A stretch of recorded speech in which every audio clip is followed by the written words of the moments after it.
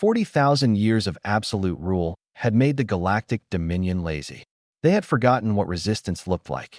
They had forgotten that some creatures refused to bend.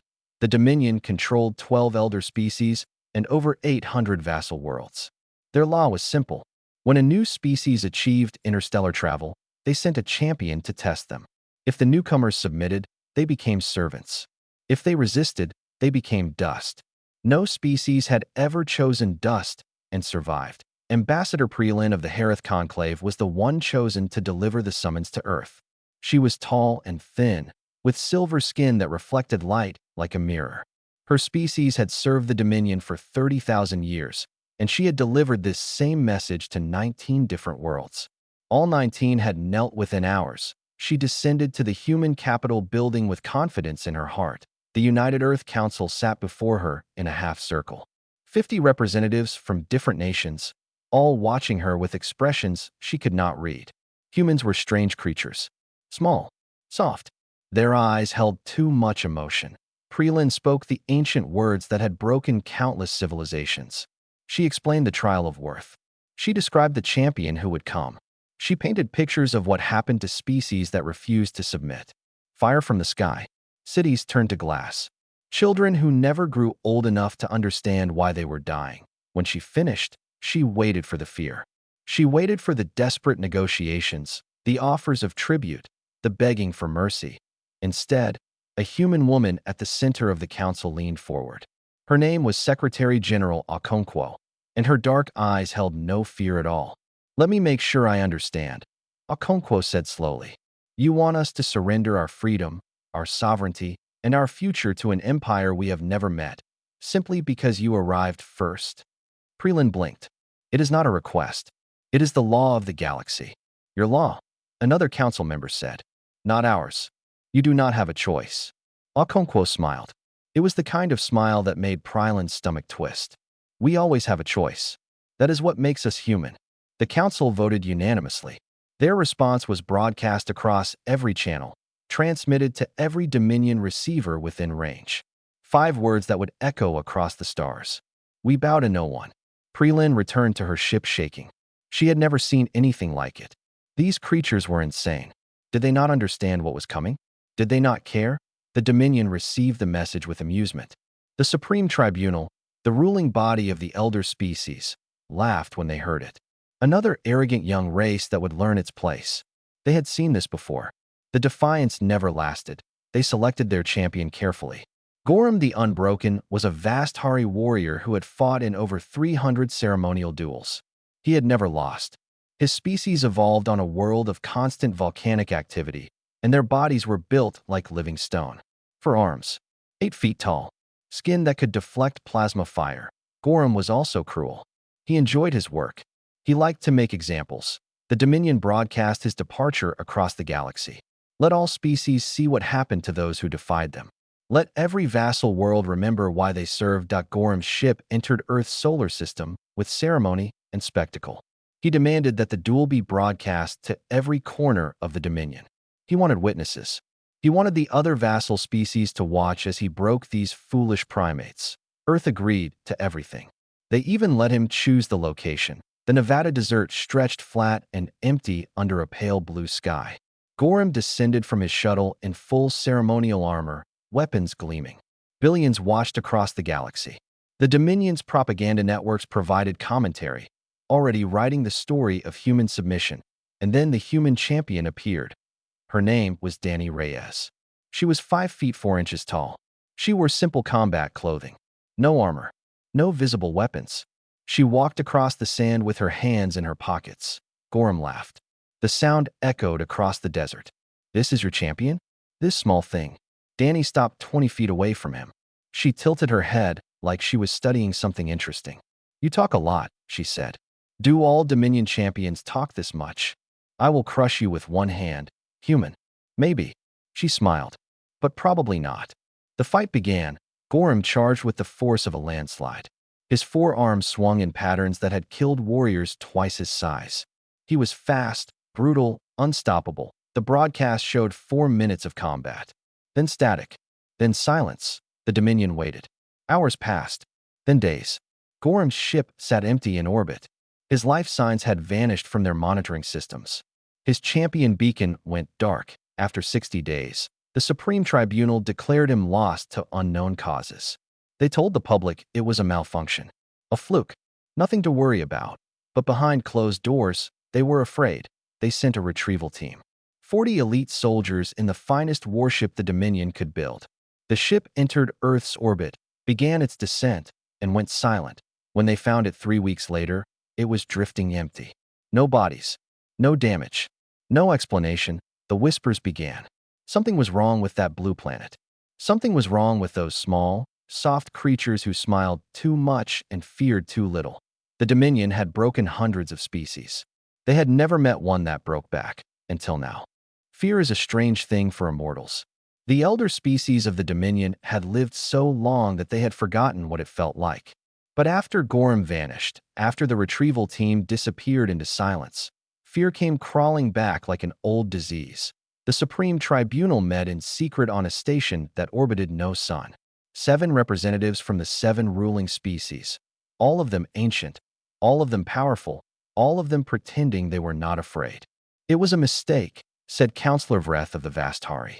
His rocky face showed no emotion, but his 4 hands kept clenching. Gorham must have underestimated them. "We should send someone stronger." "Stronger than Gorham, the Unbroken?" asked Counselor Mosera of the Karate. She was pale and thin, with eyes that saw more than most. He had never lost a battle in 300 years. "Then we send someone different. Someone who fights with the mind, not the body." The council agreed. If human bodies were dangerous, then they would attack human minds instead. They chose Silith the Mindshaper. Silith was ancient even by karate standards. Her psychic abilities could enslave entire populations without a single shot being fired. She had dissolved rebellions by simply reaching into the minds of the rebels and erasing their desire to resist. She had made planets submit by making them want to submit. She traveled to Earth with absolute confidence. Physical strength meant nothing against her power. She would reach into the minds of every human on the planet and simply turn off their resistance. Her ship entered orbit. She closed her eyes and reached out with her thoughts. 0.6 billion minds. Chaotic, loud, full of emotion and memory and dream. Silith had touched alien minds before, but nothing like this. Human consciousness was a storm of feeling. It was overwhelming, beautiful, and terrifying all at once. She pushed deeper. She searched for the threads of resistance, the patterns of defiance that she could simply cut away, but something pushed back. Not a weapon, not a defense system, just awareness. 6 billion minds became aware of her presence at the same moment, and they all had the same reaction, curiosity. They were not afraid of her. They were interested. Silith felt hands reaching back toward her. Not attacking, inviting, offering to share memories, emotions, experiences.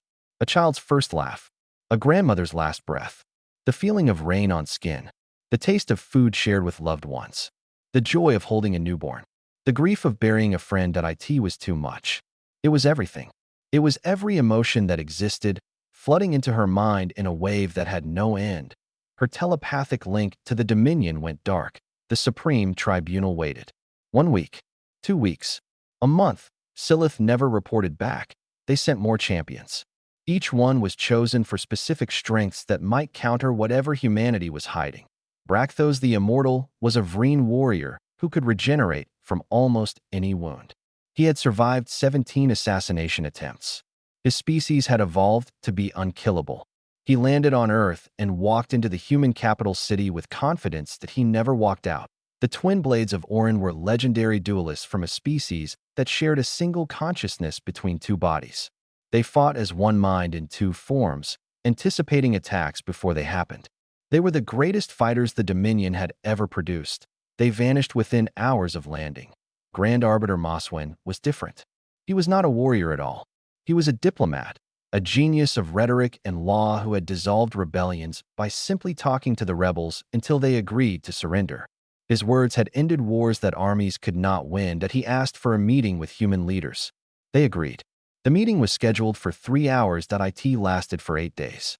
The broadcast showed nothing. The transcripts were classified.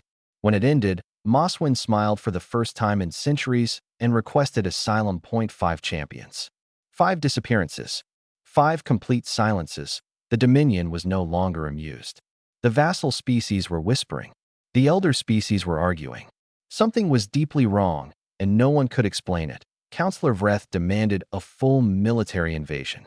Counselor Mosera warned that they did not understand the enemy well enough. The arguments grew louder. The fear grew deeper, but one thing they all agreed on. Earth was dangerous. Earth was different. Earth was something they had never encountered before, and they still had no idea why. The humans had not attacked any Dominion worlds. They had not made threats or demands.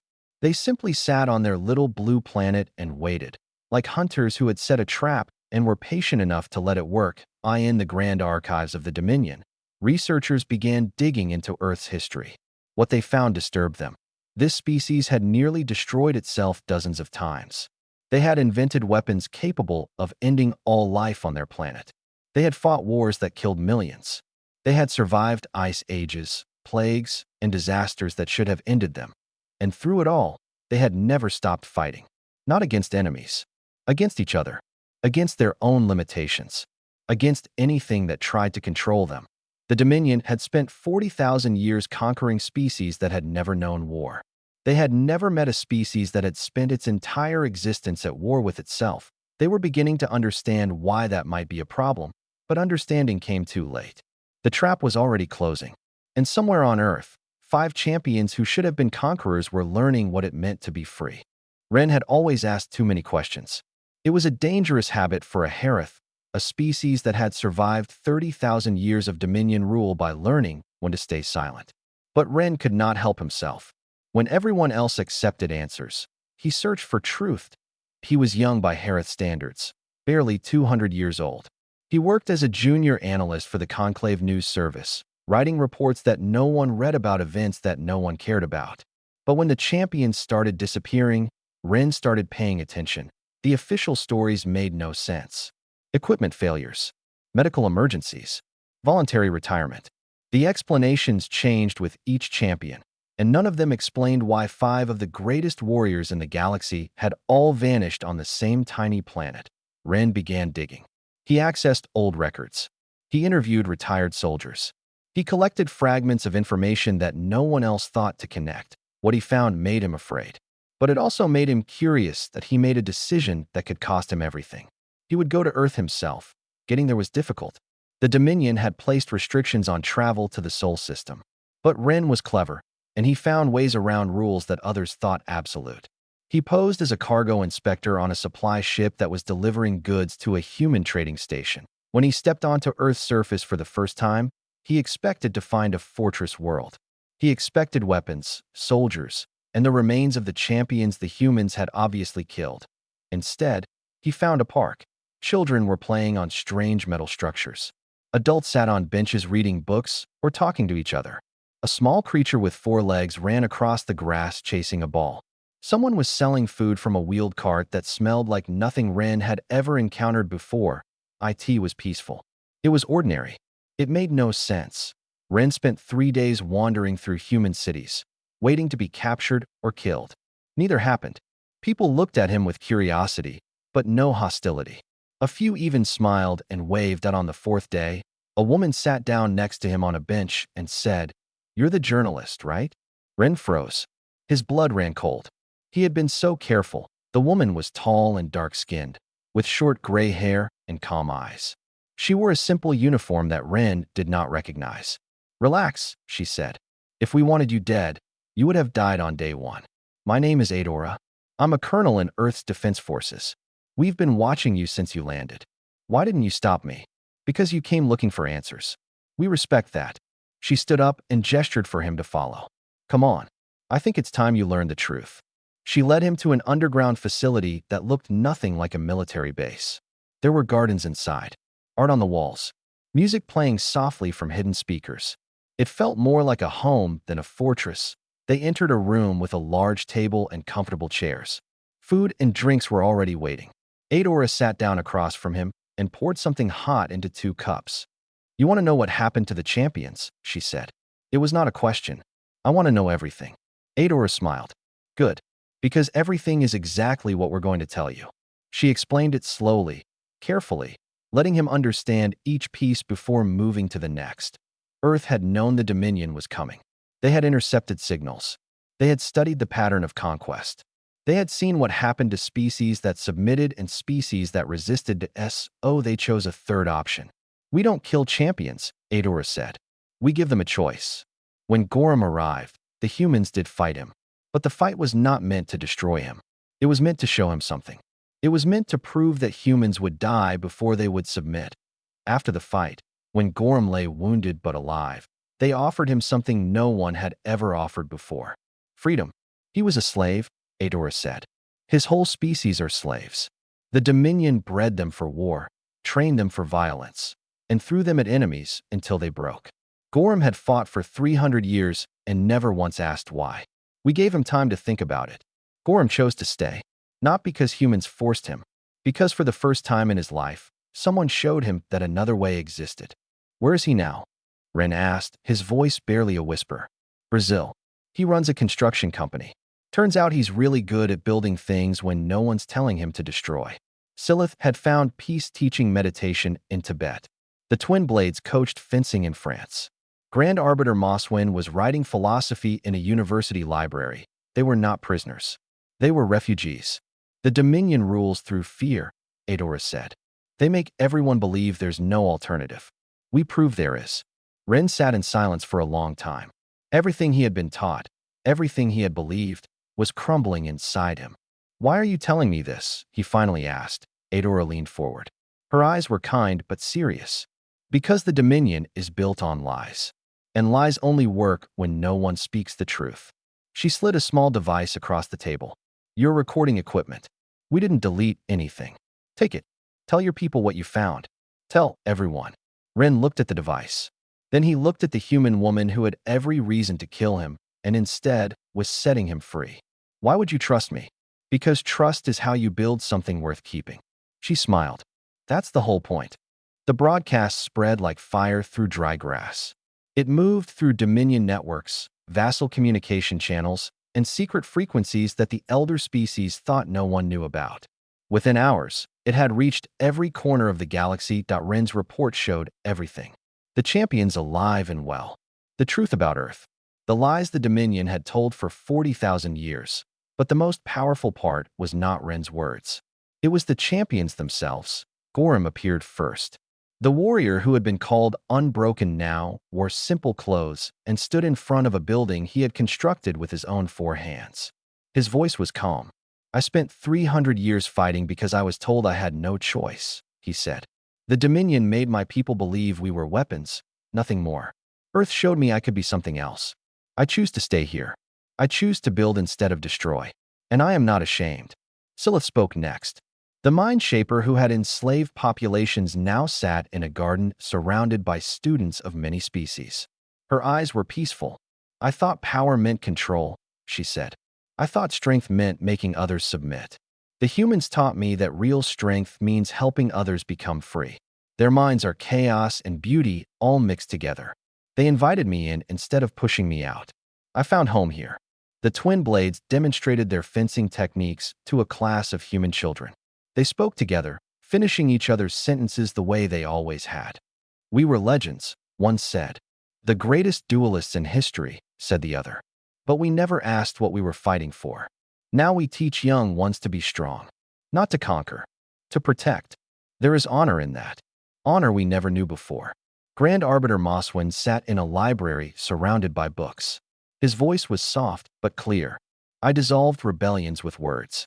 I convinced species to surrender their freedom because I believed the Dominion was necessary. I was wrong. The humans did not argue with me. They simply showed me their history. They showed me every time they fought against tyranny, every revolution, every struggle for liberty. They are not perfect. They have made terrible mistakes. But they keep trying to be better. That is something the Dominion never did.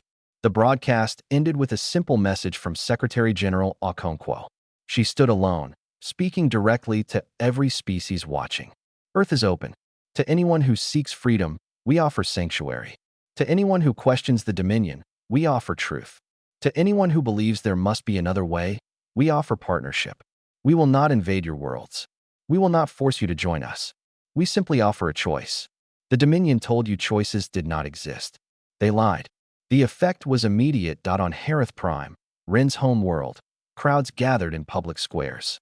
For the first time in 30,000 years, people spoke openly about their doubts. Security forces tried to disperse them, but there were too many. The whispers had become a roar. The Mossari trade guilds announced they were suspending tribute payments. They demanded answers from the Dominion about the missing champions. When the Supreme Tribunal refused to respond, the guilds cut off all supply lines to Dominion core worlds. 3 vassal species declared independence within the same week. Their announcements were broadcast across the same networks that had carried Ren's report.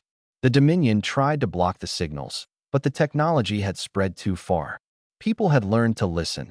The Supreme Tribunal convened an emergency session. The 7 counselors screamed at each other across the ancient chamber. "We must make an example," Counselor Vreth demanded. "We must destroy Earth and everyone who watched that broadcast.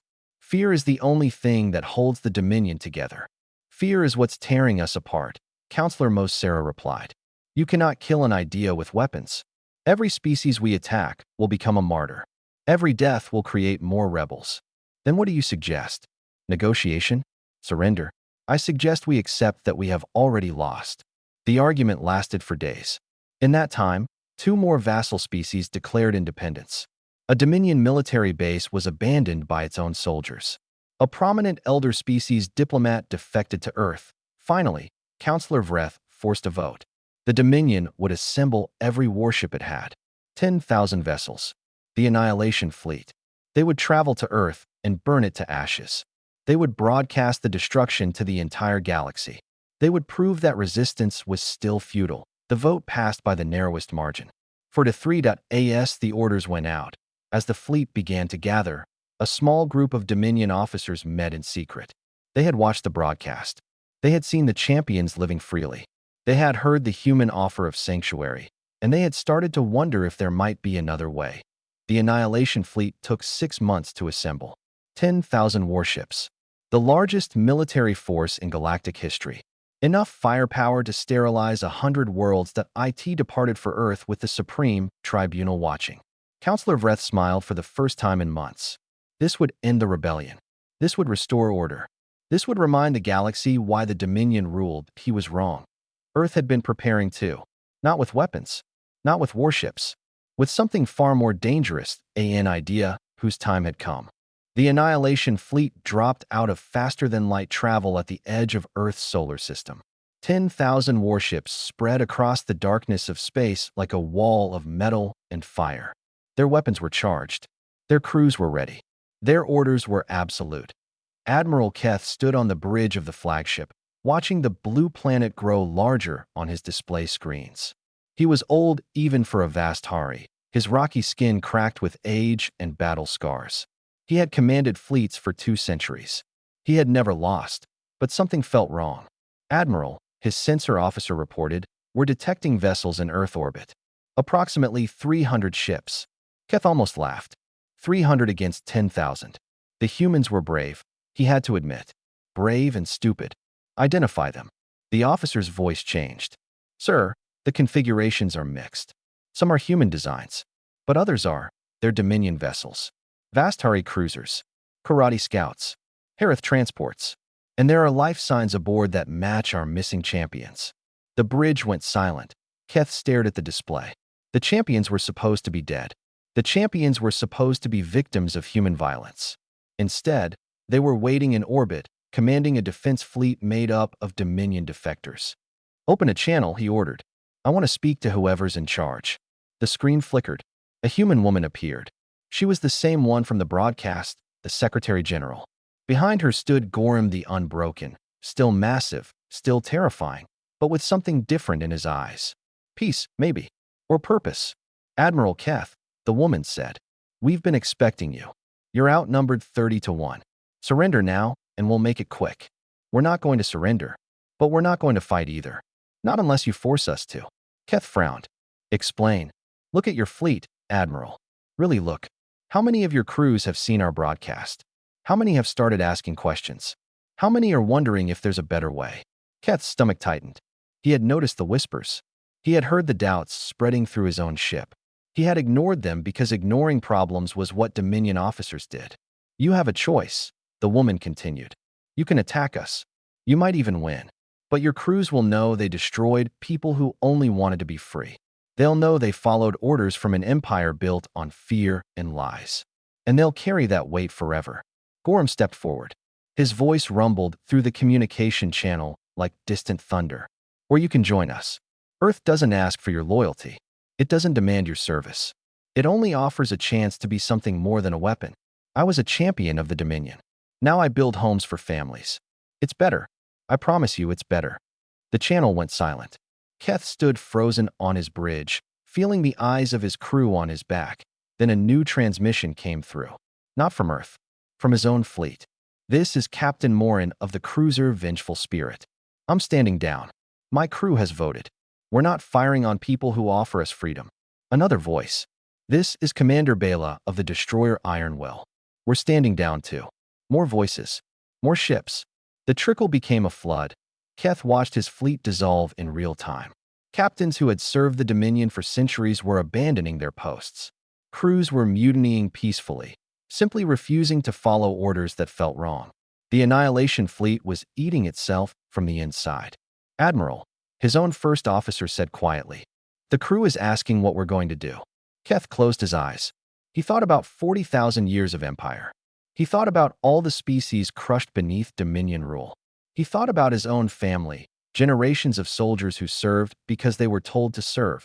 Then he thought about Gorham, the legendary warrior who had found something worth living for that wasn't killing. Stand down, Keth said. All weapons offline. All shields lowered. Signal Earth that we're requesting asylum. His first officer stared at him. Sir, the Supreme Tribunal will execute us all. The Supreme Tribunal is watching their empire crumble. They're going to have bigger problems than one old admiral who finally got tired of following orders. The transmission went out. Within hours, over half the Annihilation fleet had defected. The remaining ships, loyal to the Dominion, found themselves suddenly outnumbered. They fled back to Dominion space with their victory turned to ashes. Earth did not pursue them. Earth did not fire a single shot. Instead, human vessels moved among the defecting fleet, offering supplies, repairs, and medical care. They treated former enemies like friends who had simply taken a long time to arrive on the Dominion core worlds. The Supreme Tribunal watched in horror as their greatest weapon was turned against them without a single battle being fought. Counselor Vreth screamed for someone to take responsibility. Counselor Mos Sarah simply nodded, as if she had expected this all along. It's over, she said. The Dominion is finished. We still have loyal forces. We have nothing. The galaxy has seen that there's another way. Every species we rule is going to want what Earth is offering. We can fight them all, or we can accept that our time is done. The argument continued, but it no longer mattered. The Dominion had spent 40,000 years teaching the galaxy to fear them. Earth had spent 1 year teaching the galaxy to hope. Hope was stronger. 1 year after the Annihilation fleet dissolved, the Dominion officially ceased to exist. It did not end with explosions or invasions. It ended with paperwork. One by one, the elder species withdrew from the Supreme Tribunal. One by one, the vassal worlds declared their independence. One by one, the structures of 40,000 years collapsed into dust. Some species struggled with freedom. They had been servants for so long that they did not know how to govern themselves. Earth sent advisors, teachers, and supplies. Not conquerors. Helpers. The former Dominion worlds formed a new coalition. They called it the Free Assembly. It had no emperor, no supreme tribunal, no champion sent to crush resistance. Decisions were made through debate and voting. Disagreements were settled through negotiation. It was messy and slow and frustrating, but it was free. Secretary General Okonkwo gave the opening address at the first assembly meeting. Representatives from over 200 species sat in a hall that had been built on neutral ground, a station constructed by Vastari workers and designed by Harith architects and powered by human engineering. We are not here because we conquered you, Okonkwo said. We are here because we offered you a choice, and you chose to stand with us. That is the only foundation worth building on. Choice, trust, the belief that tomorrow can be better than today. The assembly passed its first resolution that day. It was simple. 4 words. None shall be conquered. Ren was there. He had become famous after his broadcast, but he refused to let fame change him. He still asked too many questions. He still searched for truth. Now he did it as the official historian of the Free Assembly, documenting the birth of a new era. He was writing in his quarters that night when someone knocked on his door. He opened it to find Dani Reyes standing in the corridor. She looked tired. Her hair had gone gray since the day she fought Gorham in the Nevada desert. But her eyes were still the same. Calm, watchful, ready.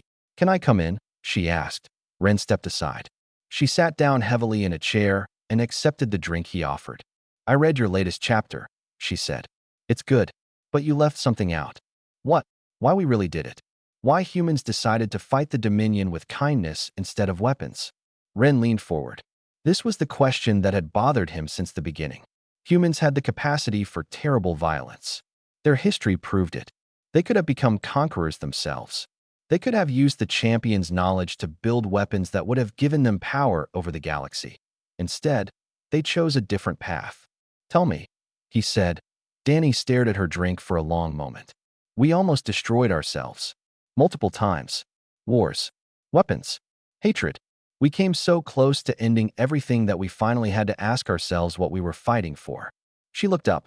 The answer was always the same. Control. Power. The belief that if we just crushed our enemies hard enough, we would finally be safe. But it never worked. Every victory created new enemies. Every war planted seeds for the next one. So what changed? We grew up. Slowly. Painfully. We learned that the only way to be truly safe was to make others want to be our friends instead of our enemies. We learned that the only way to be truly powerful was to lift others up instead of pushing them down. She smiled, a tired smile that carried the weight of centuries of human struggle. When the Dominion came, we saw everything we used to be.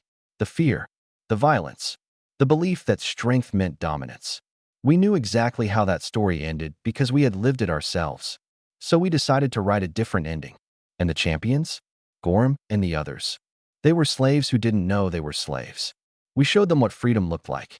We showed them that they could be more than weapons. And then we let them choose. Ren nodded slowly. You gambled everything on the idea that given a real choice, people would choose freedom. It wasn't a gamble. It was faith. Faith in something we learned the hard way. Every species in the galaxy wants the same things. Safety. Purpose. Connection. The Dominion kept them afraid because fear was easier to control. We offered them hope because hope is stronger. She finished her drink and stood up. Put that in your book. Make sure they understand. What happened here wasn't a miracle. It was a choice. The hardest choice any species ever makes. The choice to trust strangers. The choice to believe that kindness is not weakness. The choice to build bridges instead of walls. She walked to the door, then paused. One more thing. Gorham wants you to visit his construction site next week. He's building a school. Says he wants you to write about it. Ren smiled. I'll be there. After she left, he sat alone in the quiet of his quarters, thinking about everything he had witnessed. The champions who became teachers. The conquerors who became builders. The empire that fell not to weapons, but to words that he began to write. This is the story of how humanity defied the greatest empire in galactic history. Not with armies. Not with superweapons. With something far more dangerous. The simple belief that every being deserves a choice. The Dominion sent their champions to break us. None ever returned. But not because we killed them. Because we set them free. And freedom, once tasted, is impossible to forget. He wrote until the stars faded and morning light filled the station. He wrote the story that would be told for 10,000 years. The story of how humanity taught the galaxy to hope.